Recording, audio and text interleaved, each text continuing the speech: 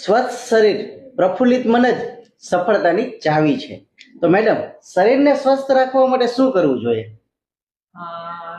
બહુ સારો ક્વેશ્ચન છે. શરીરને સ્વસ્થ રાખવા માટે પહેલા તો તમારે કોઈ નજીકના આયુર્વેદિક ડોક્ટરની કન્સલ્ટ કરો અને તમારી પ્રકૃતિ જાણો કે તમારી કઈ પ્રકૃતિ છે, એટલે કે તમારી તાસીર કઈ છે, વાત, પિત્ત કે કફ, અને એ વાત, પિત્ત, કફ મુજબ તમારા શરીરમાં થયા રોગોનો ઈલાજ કરાવો. અથવા તો જો રોગો કોઈ ના હોય તો તમારી એ પ્રકૃતિ મુજબ તમારે શું ડાયટ ફોલો કરવો જોઈએ અને શું લાઈફસ્ટાઈલ ચેન્જીસ કરવા જોઈએ, જેથી તમને આગળ જતા કોઈ હેલ્થ ઇશ્યુ ના થાય અને કોઈ પ્રોબ્લેમ્સ ના થાય. તો થેન્ક યુ મેડમ.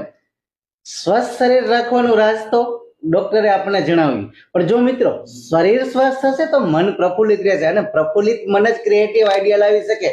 અને આજની આ કોમ્પિટિશન ભરી યુગમાં ક્રિએટિવ આઈડિયા જ બિઝનેસ અને સફળતા સર્જી શકે. તો તમે પણ સ્વસ્થ શરીર સાથે તમારા બિઝનેસને એક લેવલ પર લઈ જવા માંગતા હોય તો સનશાઇન આયુર્વેદામાં ડોક્ટર ચંદ્રિકાને મળી શકો છો. અને પ્રફુલ્લિત મન તો શરીર સ્વસ્થ હશે એટલે ઓટોમેટિક થશે, અને ક્રિએટિવ આઈડિયાથી તમારો બિઝનેસ પણ સફળતાના નવા શિખરો સર્ચ કરી શકશે.